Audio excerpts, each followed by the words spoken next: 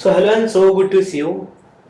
ये 1 महीने होने आए हैं दोपहिया को, और अभी तक लोगों के कान में वही साउंड करा है, आवेला दोपहिया। जिस तरह से क्रेजीनेस धीरे धीरे धीरे बढ़ के अब लोगों के दिमाग पे इतना ज्यादा क्रेज बढ़ गया है दोपहिया देखने का। अलग अलग रिस्पॉन्सेस, एकदम अच्छे अच्छे रिस्पॉन्सेस, और लोग आप भी नोटिस कर रहे हो काफी कोने कोने से रिस्पॉन्सेस आपको आ रहे हैं। तो कैसा ये पूरा एक्सपीरियंस आपके लिए रहा, और दोपहिया की शुरुआत कहाँ से की, प्लीज वहां से स्टार्ट करते हैं। हाँ, एक्सपीरियंस तो बहुत ही अच्छा रहा क्योंकि जिस तरीके से शो को लोग एक दूसरे को रेकमेंड कर रहे हैं, जो भी देख रहा है वो अपने जानने वाले को बता रहा है कि हमने एक शो देखा दोपहिया, वो देखो। लोग इतना शेयर कर रहे हैं सोशल मीडिया पे, इतना कुछ लिख रहे हैं शो के बारे में, इतने लंबे लंबे पोस्ट लिख रहे हैं, मैंने देखा तो बहुत खुशी मिलती है। और मुझे किसी ने एक बात कही जो मुझे बहुत अच्छी लगी कि मेरे पेरेंट्स किसी और सिटी में रहते हैं और वो हमेशा पूछते हैं कि बेटा हम OTT पे क्या देखें, तो वो बता नहीं पाते कि क्या देखें। तो जब दोपहिया आया तो उन्होंने बताया कि दोपहिया एक शो आया, वो आप लोग देख सकते हो फैमिली के साथ। यही मेरे साथ होता था जब मेरे मम्मी पापा मुझसे पूछते थे कि बेटा हम क्या देखें, तो मैं रिकमेंड करता था कि ये देखो, ये फैमिली शो है, वो देखो। तो मुझे बहुत अच्छा लग रहा है जब वही लोग मुझे आके बता रहे हैं कि उनके साथ भी यही हो रहा है। और जहां तक बात रही दोपहिया की शुरुआत की, तो दोपहिया शुरू हुआ था काफी पहले, काफी टाइम हो गया, 5 साल हो गए जब दोपहिया का बीज बोया था मैंने और चिराग ने। मेरा राइटिंग पार्टनर है चिराग। तो हम दोनों चाहते थे कि कोई ऐसी कहानी कही जाए जो हमारे दिल से निकली हो और जो रूटेड कहानी हो, जो हिंदुस्तान के गांव से निकली हो। तो हमें आइडिया आया फिर दोपहिया का, और इसको एक पूरी 9 एपिसोड की कहानी बनाने में और उसको एक पूरा आग देने में, इतने सारे कैरेक्टर्स के बारे में लिखने में, स्टोरी लिखने में, एपिसोड्स लिखने में फिर लंबा टाइम लगा। लेकिन इसकी शुरुआत हुई थी, मुझे याद है 2020 में, जब हम दोनों डिस्कस कर रहे थे कि कुछ ऐसा शो बनाया जाए जिसमें कॉमेडी भी हो और कुछ ऐसी बातें हों जो कि हम लोगों तक पहुंचाना चाहते हैं और जो समाज के लिए बहुत जरूरी है। और दोपहिया की नाम लेते ही मुझे इतने सारे सवाल आपसे पूछने के लिए आ रहे हैं, टाइम कहीं कम ना पड़ जाए। अब आप इसके राइटर हैं, तो कोई भी चीज कोई लिखता है तो कहीं ना कहीं से कुछ नोटिस किया हुआ, या उनके दिमाग में कुछ चल रहा हो, उन्होंने कुछ ऑब्जर्व किया हो, ऐसे होता है। तो ये आपने कहाँ से लिखा, और ये स्टोरी आपके दिमाग में आना, आपके फ्रेंड चिराग जिनके साथ आपने लिखा, ये कैसे पॉसिबल हुआ और कैसे आगे बढ़ा, इसका कुछ स्टेप आप बताना चाहेंगे। एक्चुअली मैं गोरखपुर से हूँ और चिराग अलवर से। तो हम दोनों ही ऐसी जगह से आते हैं कि हमने स्मॉल टाउन के लोगों को देखा है, वहाँ की समस्याओं को देखा है, वहाँ पे लोग किस तरीके से ना चाहते हुए भी इतने ह्यूमरस होते हैं कि उनकी बातों पे हंसी आती है, उनके साथ बैठने का, बात करने का मन करता है, ऐसा लगता है घंटों घंटों बैठ के बात की जाए।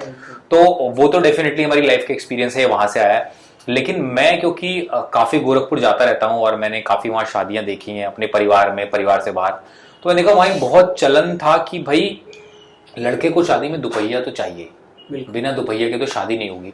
जो नहीं भी करना चाह रहा है, अगर उसको दोपहिया मिल जा रहा है तो वो राजी हो जा रहा है। तो लिटरली दूल्हों की रेट लिस्ट तय है कि अगर दूल्हा यहां तक पढ़ा है तो उसे ये मिलेगा, 4 पहिया मिलेगा, यहां तक पढ़ा है तो 2 पहिया मिलेगा, यहां तक पढ़ा है तो ये मिलेगा। अगर कुछ भी नहीं किया है और दूल्हे के बाप ने भी कुछ किया है तो भी कुछ ना कुछ दहेज मिलेगा। तो वो सबसे पहली चीज थी कि यार इसके अराउंड अगर कुछ किया जा सके तो बहुत अच्छा रहेगा। और हम लोग हमेशा बात करते हैं शहर के बच्चों के सपनों की, शहर के जेंजी के सपनों की, यहाँ के जो जेंजी है वो क्या चाहते हैं, लेकिन गांव के जेंजी के क्या सपने हैं, वो क्या करना चाहते हैं, उनके क्या छोटे छोटे सपने हैं, वो किस तरीके से अपनी जिंदगी बिताना चाहते हैं। और उसके बीच में ये सारी समस्याएं, चाहे वो दहेज की है, चाहे फिर वो इसकी है कि गांव में चोरी हुई है, या गांव के लोग कैसे हैं उनके आसपास की। तो उस सबको मिलाकर चिराग और मैंने कोशिश की कि हम एक ऐसी कहानी बनाएं जिसमें हम एक पूरा समा बांध सकें, जिसको देख के लोग एंजॉय करें, जो कि एक बहुत अच्छा मैसेज हो, जो कि कॉमेडी के रैपर में रैप्ड हो। बिल्कुल, और वो मैसेज लोगों तक गया। पर आपसे हम जानना चाहेंगे कि दहेज प्रथा, आप भी यूपी से, मैं भी यूपी से हूँ, हमें भी पता है ये तो अब भी चल रही है जी। एजुकेशन बढ़ने की वजह से लोग उतनी खुल के नहीं बात कर पा रहे, कि हमें दहेज चाहिए, बट कहीं ना कहीं लोगों को दिखाने के लिए 2 पहिया नहीं तो 4 पहिया तक काफी मांग हो जाती है। ये किस हद तक सही है और ये आगे बढ़ना चाहिए, कहीं खत्म होना चाहिए? आपकी तरफ से क्या राय है? ये तो बिल्कुल ही गलत है, सही तो कहीं से भी नहीं है। लेकिन लोग ना सिर्फ एक चीज पे फोकस करते हैं, वो कहते हैं कि यार दहेज लेना गलत है। लेकिन उसी में एक और सेंटेंस भी है कि दहेज लेना और देना दोनों पाप है, जैसा कि कहा जाता है। बिल्कुल। तो हमने उस चीज को भी टच करने की कोशिश की है, मेरी नजर में बिल्कुल ही गलत है। क्योंकि लेकिन सब लोग ना एक ही चीज पे ध्यान देते हैं कि दहेज लेना पाप है, लोग ये भूल जाते हैं कि देना भी पाप है। एक ही तरफ को हम गलत बताए जाते हैं। हमने इसमें इसीलिए टच करने की कोशिश की है कि लास्ट में जो कुबेर का किरदार है जो मैंने प्ले किया है, वो स्टेज पे कहता है लड़की को कि ठीक है, अगर हमने दुपहिया मांगा तो ठीक है, उसके बदले तुम्हें भी तो लड़का चाहिए था जो शहर में कमाता हो, ज्यादा पैसे कमाता हो, जो तुम्हें मल्टीप्लेक्स में सिनेमा दिखा सके, तुम्हारे लिए ये कर सके, वो कर सके। तो उसके बदले मैंने दुपहिया मांग लिया, तो मैं क्यों गलत हूं? आपका भी तो कुछ लालच था मुझसे, तो मैं ही सिर्फ लालची क्यों हुआ? तो हमें ये समझना होगा कि भाई दहेज लेना और देना दोनों ही पाप है। क्योंकि अगर आप दे रहे हो तो बदले में आप भी कुछ मांग रहे हो। तो आप या तो इतने कैपेबल हो जाओ कि हम ना दहेज आपसे देंगे और ना हमें आपकी जरूरत है। अगर आप हमें तमीज से ट्रीट करोगे हमारे घर की लड़की को, तो ही हम आपको अपने घर की लड़की देंगे, वरना नहीं देंगे। बाकी और कोई सौदेबाजी नहीं है, प्यार का सौदा रखो, प्यार दो, प्यार लो। बिल्कुल। आपको मैं बताना चाहता हूँ, जैसे होता है कि हम लोग रात में फ्री होके प्राइम खोल लिए कोई भी सीरीज देखने के लिए, मैं और मेरी बहन ने साथ में दिखाई। तो जब हम लोग देख रहे थे और कल हमें जैसे मुझे पता चला कि अविनाश जी का इंटरव्यू है, तो फिर मैंने जैसे घर पे बताया तो उन्होंने मुझसे पूछा कि एक चीज उनसे जरूर पूछना कि अगर उन्होंने ये खुद लिखा है तो कुबेर का किरदार उनने क्यों चुना, सिर्फ कुबेर का? वो अगर उन्होंने खुद लिखा है तो कोई और भी डिसाइड कर सकते थे, कोई और चुन सकते थे। वाई कुबेर? कुबेर का किरदार चुनने की 2-3 वजहें थी, सिर्फ एक नहीं। पहला तो ये कि क्योंकि ये मैंने अपनी आंखों से देखा हुआ है, मेरे सामने की बात है। अच्छा। मेरी एक जानने वाले कोई भैया थे, उनकी शादी थी और उस वक्त राजदूत बहुत चलती थी, राजदूत बाइक, इसमें हमने बुलेट दिखाया, राजदूत बाइक चलती थी। और जब वो आई तो उनका इतना प्यार बढ़ गया उस बाइक से कि घर में जितने भी परिवार के लोग आए हैं वो सडनली ना चाहते हुए उनसे डिस्कनेक्ट होने लगे, वो सिर्फ बाइक के प्यार में पड़ गए। जबकि शादी में पूरा खानदान दूर दूर से आया हुआ है, लेकिन वो एकदम भूल गए। तो मैंने देखा हुआ है, मुझे भी लगता था कि यार भैया हमसे बहुत कम बात कर रहे हैं, जब से बाइक आई है हमसे बहुत कम बातचीत कर रहे हैं, पहले जैसे मिलते थे वैसे नहीं मिल रहे हैं, भैया थोड़े बदल गए हैं, ये लगता था। तो मैंने देखा था और मुझे पता था एग्जैक्टली कि ये कैसे मैं कर पाऊंगा इस कैरेक्टर को। और वो उसमें 2-3 चीजें और भी ऐड की हैं। दूसरा, मुझे ये पता था कि ये एक ऐसा किरदार होगा जो ग्रे होगा, और लेकिन ये लाइकेबल विलन कह सकते हैं इसको। लोग इससे नफरत तो करेंगे लेकिन लोगों को इसको देखने में मजा भी आएगा। और ऐसा कैरेक्टर बहुत कम लिखा भी जाता है, और बहुत ही अच्छी किस्मत होती है जब एक्टर को प्ले करने को मिल जाता है। लेकिन उसके लिए भी मुझे इसका ऑडिशन देना पड़ा। अच्छा। हाँ, ऑडिशन दिया है, उसके बाद मुझे ये मिला है, लेकिन मैं ये करना चाहता था। तो ये तो काफी इंटरेस्टिंग है। राइटर ने एक ऑडिशन दिया, तो किसके सामने दिया और कैसे सिलेक्ट हुए? वो ऑडिशन मैंने रिकॉर्ड किया। और ये भी बहुत ही इंटरेस्टिंग चीज थी कि जिस सीन को आज तक जितने भी ऑडिशन दिए वो कास्टिंग डायरेक्टर ने भेजे, किसी राइटर ने लिखे थे और मैंने परफॉर्म किया। अब एक सीन है जो मैंने ही लिखा है बिल्कुल, और मुझे ही ऑडिशन करना है। तो मुझे लगा था बहुत आसान होगा, लेकिन बहुत मुश्किल हो गया, क्योंकि मैं भूल नहीं पा रहा था, अनलर्न नहीं कर पा रहा था कि मैंने लिखा है। और जब तक मैं उसको भूलूंगा नहीं मैंने लिखा है, तब तक मैं एक्टर का एलिमेंट नहीं डाल पाऊंगा उसमें। मैं राइटर के दिमाग से ही देख पा रहा था उसको। तो खुद को डिटैच करना एज अ राइटर कि मैंने नहीं लिखा है, अब सिर्फ भाई तू एक्टर की तरह सोच कि इसको कैसे प्ले करना है, अपना एलिमेंट ऐड कर।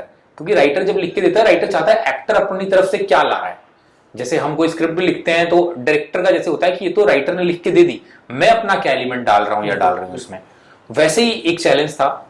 फिर वो ऑडिशन मैंने रिकॉर्ड किया, वो ऑडिशन मैंने अपने प्रोड्यूसर्स को भेजा। अच्छा। प्रोड्यूसर्स ने देखा, हमारी डायरेक्टर सोनम ने देखा, सोनम नायर ने, फिर प्राइम ने देखा। तो जब सब लोग एक पेज पे आए और सबको मेरा ऑडिशन अच्छा लगा, उसके बाद ये रोल मुझे मिला। अरे क्या बात। तो ये जानने के बाद एक सवाल मेरे मन में आता है कि एज अ लेखक अपने लिखावट पे किसी एक्टर को प्रदर्शन करवाना, या खुद की लिखावट पे एज ए एक्टर प्रदर्शन करना कितना डिफिकल्ट और कितना इजी हो जाता है आपके लिए? मुझे ऐसा लगता था कि इजी होता है जब आप खुद लिखते हो तो करना, लेकिन जब मैं करने गया तो उतना इजी नहीं था। लेकिन उसके फायदे भी हैं और नुकसान भी हैं। फायदा सबसे बड़ा ये है कि जब आप खुद लिख के एक्ट करते हो ना, तो आप दोनों नजरिए से स्क्रिप्ट को देखते हो, एज अ राइटर भी, एज एन एक्टर भी। और आप फिर खुद को डिटैच करना मुश्किल होता है कि ये मैंने लिखा है, क्योंकि आप जब तक डिटैच नहीं करोगे आप अपना रंग नहीं घोल पाओगे उसमें एज एन एक्टर। लेकिन इसका फायदा क्या होता है कि जब आपको सामने किसी और की स्क्रिप्ट आती है तो आप उस राइटर के दिमाग में घुस जाते हो, अगर आप खुद राइटर हो तो, कि उस राइटर ने क्या सोच के लिखा होगा और इसके पीछे क्या वजह है, आप बहुत जल्दी ढूंढ लेते हो। एक होता है एक्टर का मोटिवेशन और एक होता है राइटर का मोटिवेशन। तो एक्टर का तो एक्टर ढूंढ लेते हैं, लेकिन अब क्योंकि मैं लिखता भी हूं तो राइटर का मोटिवेशन ढूंढना बहुत आसान होता है। तो अगर कोई बहुत ज्यादा भी डिटेल नहीं देता किसी किरदार के बारे में या ब्रीफ नहीं देता, तो भी पढ़ के काफी कुछ समझ में आ जाता है कि ये राइटर ने किस पर्सपेक्टिव से लिखा है। बिल्कुल। और मैं आपसे ये जानना चाहता हूँ कि गजराज राव ऐसे जब उम्दार आर्टिस्ट आपके साथ है तो उनसे क्या सीखने को मिलता है और उनकी कास्टिंग इसमें कैसे हुई? गजराज जी की कास्टिंग तो हम शुरू से ही काफी श्योर थे कि ये जो बनवारी झा का रोल है वो गजराज जी को ही करना चाहिए। और हमारी जो प्रोड्यूसर हैं वो उनको जानती भी हैं, तो उनको भेजी गई स्क्रिप्ट। और मतलब स्क्रिप्ट ने बहुत मदद की है हमारी इस शो को बनाने में, क्योंकि हर कोई स्क्रिप्ट के ऊपर ही हाँ बोलता है, चाहे वो डायरेक्टर हो चाहे एक्टर हो। तो उन्हें काफी पसंद आई और उन्होंने हाँ बोला। और गजराज जी से सीखने की जहां तक मैं बात करूं तो कमाल के एक्टर हैं। उनका अनुभव भी और उनका जोश भी, दोनों कमाल, जोश और होश बराबर है उनमें एकदम। और जब वो परफॉर्म करते हैं ना तो ऐसा लगता है कि पूरा चलता फिरता एक्टिंग स्कूल है। उससे ज्यादा जो सीखने वाली चीज है कि जब आप एक नोन एक्टर होते हो, आप पॉपुलर एक्टर होते हो, आपका इतना तजुर्बा होता है, तो आप बाकी लोगों को साथ लेके कैसे चलते हो। आप सेट पे सबसे सीनियर, सबसे एक्सपीरियंस्ड एक्टर हो, फिर भी आप जिससे भी बात कर रहे हो, चाहे आपसे उम्र में कितना भी छोटा हो, उसको ऐसा लग रहा है कि गजराज जी मेरे दोस्त हैं। बिल्कुल। वो उसकी उम्र के बन जाते हैं। और अगर वो जेनजी से बात करें वो जेनजी बन जाते हैं, वो मिलेनियल से बात करें वो मिलेनियल बन जाते हैं। वो जब आपके साथ बैठ के डिस्कस कर रहे हैं किसी चीज को, तो उनका जो एक्सपीरियंस है वो भी देखने को मिलता है, उनकी नॉलेज पता चलती है। लेकिन वो हर तरह के माहौल में ढल जाते हैं, पानी की तरह, बिल्कुल जैसा देश वैसा भेष। जैसा देश वैसा भेष। और ये उनसे सबसे बड़ी सीखने की बात है कि आप कहीं पर भी हो, आप जिस इंसान से बात कर रहे हो, आप उसको कैसे संभालो अपने आप में और उसकी दुनिया में शामिल हो जाओ। बिल्कुल। इस ग्लैमर, इतने एक्शन वाले फिल्मों और शो के दौर में इस तरह के फैमिली और गांव की कहानी लाने का कुछ प्रेशर तो कोई नहीं था। बस यही था कि क्योंकि ये जिंदगी देखी है हमने, और राइटर वहीं से लिखता है जो उसने एक्सपीरियंस किया होता है अपने जिंदगी के अनुभव से, या जो उसने पढ़ा होता है कहानियों में, किताबों में। तभी कहते हैं कि राइटर्स को बहुत पढ़ना चाहिए, ताकि आपको अच्छे आप जितना लिटरेचर पढ़ोगे, जितनी कहानियां पढ़ोगे, अच्छे लेखकों को पढ़ोगे, तो आपको लगेगा कि दुनिया में कितने नजरिए हैं कहानी को कहने के। तो एक तो सबसे बड़ी चीज वो होती है। लेकिन प्रेशर कोई नहीं था, क्योंकि हमारे दिल से निकली है कहानी। हमें किसी ने बोला नहीं कि एक ऐसी कहानी गांव की जिसमें कोई ऐसी सामाजिक बात या कोई मैसेज हो और कॉमेडी भी हो, ऐसा करा जाए, ऐसा किसी ने कोई ब्रीफ नहीं दिया। हमारे अंदर से निकले, हमने कहा यार मजा आ रहा है इसको करने में, यार क्या मजा आ रहा है, एक एक सीन लिखने में मजा आ रहा है, एक एक किरदार को बनाने में मजा आ रहा है, ये तो करना है। बिल्कुल। एज अ एक्टर आपने भी नोटिस किया होगा, अगर मैं यूपी एक्सेंट वाले शो की बात करूं, मैं दो अलग अलग शो रखता हूँ, आपसे उसकी राय जानना चाहेंगे। जैसे एक तरफ मिर्जापुर हो गए, पाताल लक हो गए, और दूसरी तरफ लापता लेडीज हो गई, पंचायत हो गई, गुल्लक हो गई, और अब दो पहिया हो गई। वो भी ऐड हो गई। दोनों यूपी एक्सेंट है, वही गांव की है। एक में दंगई दिखाया हुआ है, एक में सिंपल स्टोरी दिखाई गई है। करेक्ट। दोनों आप किस तरीके से देखते हैं? एक में गाली है, गलौच है, थोड़े अडल्ट सीन है, और ये एकदम प्योर फैमिली शो है, बट दोनों यूपी से रिलेटेड। तो आपको किस जॉनर की फिल्म शो ज्यादा पसंद आते हैं? क्योंकि लोग दोनों देखना पसंद करते हो। हमने बहुत बार मिर्जापुर को भी पाते हुए देखा, बहुत बार पंचायत को भी पाते हुए देखा। तो आपका डिस्टिंग बिटवीन दोनों शो के बारे में जानना चाहेंगे। यार मुझे किसी भी तरह के शो से कोई बैर नहीं है। मुझे मिर्जापुर भी बहुत पसंद है, मुझे पंचायत भी बहुत पसंद है, मुझे पाताल लोक भी बहुत पसंद है, मुझे हर तरह के शो पसंद है। लेकिन मेरा सिर्फ ये कहना है कि जब हम कोई शो बनाते हैं और अगर उसमें कोई वो एक दुनिया है एक शो, तो उसमें दूसरी दुनिया को जबरदस्ती ना घुसाया जाए। अगर मिर्जापुर कहानी है क्राइम की और वहां के किरदार ऐसे हैं जो गाली देते हैं, गुंडई है, दबंगई है, तो देनी चाहिए, उसमें कुछ गलत नहीं है। लेकिन अगर आप सिर्फ गाली गलौज और ऐसे सीन इसलिए डाल रहे हैं कि ऑडियंस को आकर्षित किया जा सके या उनको शॉक दिया जा सके, अरे ये क्या बोल दिया ओ, और आप शॉक में रह जाओ, सरप्राइज होकर उसको देख रहे हो, वो ठीक नहीं है। वरना अगर कोई भी गाली, कोई भी ऐसा सीन कैरेक्टर से आ रहा है तो वो आना चाहिए, मुझे ऐसा लगता है। और ये अभी हमने एकदम क्लीन कॉमेडी शो लिखा है, लेकिन अगर कल को हो सकता है मैं कोई गैंगस्टर फिल्म लिखूं या गैंगस्टर फिल्म करूं, तो हो सकता है उसमें कोई ऐसी चीज हो, क्योंकि अगर वो किरदार से आ रही है और किरदार गाली देता है और उसके बिना मैं उसको नहीं बना पा रहा हूं, तो हो सकता है उसमें गाली होगी। बिल्कुल, यही अगला सवाल था कि दुपहिया जैसी लिखावट तो आपकी हमने देख ली और इतना अच्छा एक्ट भी देख लिया, तो क्या आगे चल के मिर्जापुर जैसी दबंगई वाली लिखावट भी हम देखने को मिलेगी? बिल्कुल मिलेगी। वैसा कुछ है भी जो शायद जल्दी आएगा। और अगर हम कोई क्राइम लिखेंगे आगे या क्राइम ड्रामा करेंगे तो उसमें ऐसी लिखावट भी देखने को मिल सकती है। और जो मैंने ऑफ कैमरा बात की थी, एक डायलॉग की इसमें दुपहिया वाली, जहाँ 4 लोग शिट कर देते हैं, वहां मुंबई में 4 लोग रहते हैं। तो ये कहीं ना कहीं रिलेटेबल था आपसे या किसी से भी आपने ये पहले सुना हुआ है कि मुंबई में इतनी कंजेस्टेड लोग रहते हैं, गांव में ऐसा कंपैरिजन? देखो, मुंबई में तो मैंने देखा था कि मैं खुद ही रहा हूँ कि जब मैं 5 लोगों के साथ रूम शेयर करता था और छोटा सा रूम था, उसी में सब एडजस्ट होते थे कि कोई पैर सीधे कर ले, कोई सर सीधा कर ले और थोड़ी जगह बन जाए।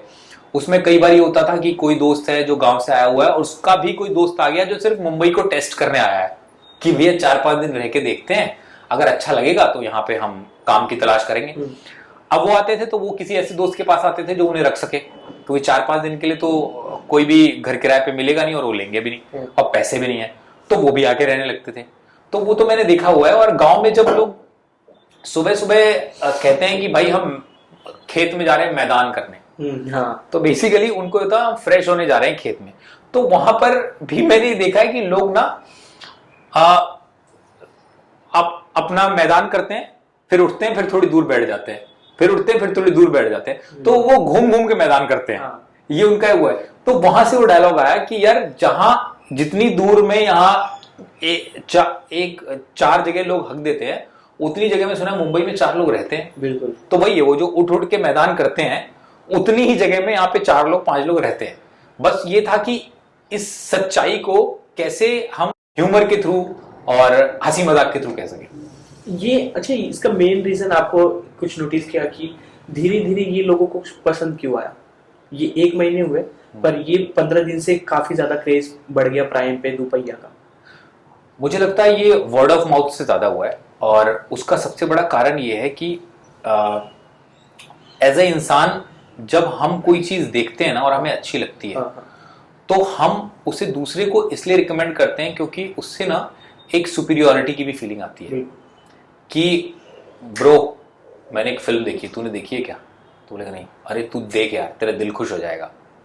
और वो मुझे लगता है कि वो सुपीरियोरिटी की फीलिंग आई है लोगों को दुपहिया देख के, उन्हें लगा कि हमने कोई कंटेंट देखा है जो कि बहुत अच्छा है और हमें ये बताना चाहिए लोगों को आगे, क्योंकि हम लोगों को बताएंगे, लोग और देखेंगे तो लोग हमें बोलेंगे यार थैंक यू, क्या रिकमेंड किया तूने। तो मुझे लगता है ये वर्ड ऑफ माउथ की वजह से लोग जो है इसकी जो लोगों को जो पसंद आ रही है, इसका कारण ये कि लोग रिकमेंड कर रहे हैं। और जैसे हम दोनों दोस्त हैं, अगर मैं कहीं टीवी पे ऐड देखता हूं या कहीं देखता हूं तो हमें समझ में आता है कि ये तो प्रमोशन है। बिल्कुल। लेकिन जब मेरा दोस्त मुझे कहता है कि यार वो सीरीज देख, तो मुझे पता है यार मेरा दोस्त प्रमोशन नहीं कर रहा है, मेरा दोस्त सच बात कह रहा है।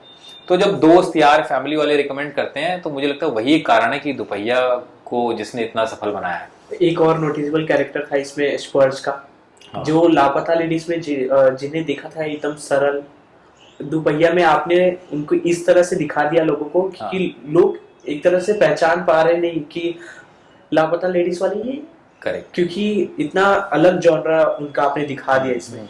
तो वो डिफरेंस किस तरह से देखते हैं एज एन आर्टिस्ट दूसरे एक्टर में आप? यार स्पर्श ने भूगोल का किरदार बहुत ही बढ़िया निभाया है और हमारा सबसे बड़ा चैलेंज ये था कि भूगोल के लिए किसको कास्ट किया जाए, क्योंकि भूगोल प्ले करना बहुत ही मुश्किल था। हाँ। और उस एज ग्रुप में अच्छा एक्टर मिलना, हाँ। जैसे अमावस के लिए हमें बहुत अच्छा एक्टर मिल गया भुवन, हाँ। लेकिन लड़की का भाई होना और लड़की का छोटा भाई लगना, उस एज ग्रुप में ऐसा एक्टर ढूंढना बहुत मुश्किल था। लेकिन स्पर्श ने ऑडिशन दिया, कमाल का ऑडिशन दिया और बहुत अच्छा किया भी, और स्पर्श से बहुत सारी चीज़ें सीखी भी हैं मैंने। और मुझे लगता है कि जितने सेट पे लोग हैं सबने सीखी होगी, क्योंकि कुछ बात है उसमें जो वो करता है ना, वो बन जाता है। मैंने देखी दो पहिया, मेरे फैमिली ने देखी, बट जिन लोगों ने नहीं देखी, क्या एक चीज होगी दो पहिया से लोगों को जानने मिलेगी, सीखने मिलेगी, एंटरटेन होंगे, जो अपनी तरफ से आप उस ऑडियंस को बताना चाहेंगे? मैं लोगों को ये कहना चाहूँगा कि जिन लोगों ने दुपहिया देखी है, बहुत प्यार दिया है, बहुत पसंद की है, और इसका शायद सबसे बड़ा कारण ये है कि आप लोगों को बहुत मज़ा आया है, और शायद कुछ ऐसा देखने को मिला है जो आप लोग काफ़ी टाइम से देखना चाहते थे। तो अगर जिन लोगों ने नहीं देखा है, अगर आप लोग इसे देखेंगे, पसंद करेंगे, तो इससे जितने भी लोग हम कंटेंट बना रहे हैं, जो लिख रहे हैं, जो एक्टिंग कर रहे हैं, उनको एक बहुत प्रोत्साहन मिलता है कि हम ऐसा ही कंटेंट और बनाएं, क्योंकि ऑडियंस को ये पसंद आ रहा है। तो अगर आपको ऐसा ही कंटेंट और देखना है, तो आप उस कंटेंट को और जितना बढ़ाएंगे, उसको जितना देखेंगे, उसको जितना सपोर्ट करेंगे, उतना ही आपके लिए लोग उतनी चीज़ें बनाने की कोशिश करेंगे उसी जोन में। जैसे हम मैं एग्जांपल देता हूँ, जैसे हम बुफे में जाते हैं, तो बुफे में जब आप कोई एक चीज, एक सब्जी बहुत ज्यादा खाते हो, तो समझ में आता है होस्ट को कि अच्छा, गेस्ट को ये बहुत पसंद आ रहा है, तो अगली बार भी बुलाएंगे तो ऐसी चीज आपको हम खिलाएंगे। तो वही है, बिल्कुल उसी की तरह है कि अगर आपको दुपहिया पसंद आया है और आप उसको इतना प्यार दे रहे हैं, तो डेफिनेटली इससे सबको प्रोत्साहन मिलेगा कि हम ऐसे शोज और बनाएं। बिल्कुल, ये दुपहिया की बात होगी। हमारी जो लास्ट मीट थी 2050 की स्क्रीनिंग में जी, उस स्टोरी के बारे में मैं जानना चाहूंगा, क्योंकि जिस आप भी उससे जुड़े हुए हैं। ये एक स्टोरी है जो लोगों को जाननी चाहिए। जिस तरह से उनके माता पिता की उम्र हो जाती है, लोग फॉरेन में रहते हैं, उनकी ध्यान नहीं दे पाते, उन्हें अकेला यहाँ छोड़ देते हैं। ये चीजें कितनी ज्यादा बदलनी चाहिए, और ये उस स्टोरी के बारे में आप काफी जुड़े हुए, मतलब आपने काफी अंदर से देखा हुआ। प्लीज अपनी तरफ से कुछ बताइए इस ऑडियंस को। 2050 बहुत ही प्यारी फिल्म है। हाँ। और जो हमारी डायरेक्टर है लक्ष्मी अय्यर, उनका ये फोटे रहा है कि कैसे एक ऐसी चीज को, ऐसे टॉपिक को छुआ जाए जिसको लोग जानते तो हैं, लेकिन उस पे किसी की नजर नहीं है, लेकिन बैक ऑफ द माइंड आपके चलता है। हाँ। आज की डेट में अगर हम देखें तो लगभग हर दूसरे घर में कोई ना कोई एक ओल्ड पेरेंट ऐसा जरूर होगा जिसके लिए सब लोग जिसकी देखभाल में लगेंगे, वो कोई बीमारी से जूझ रहा है, और बच्चे जो हैं शहर से बाहर गए हुए हैं कमाने के लिए, और उनके दिमाग में ये चल रहा है कि मेरे पिताजी की, मेरे माताजी की वहां कैसे ध्यान रखा जा रहा होगा, कौन उनकी देखभाल कर रहा होगा।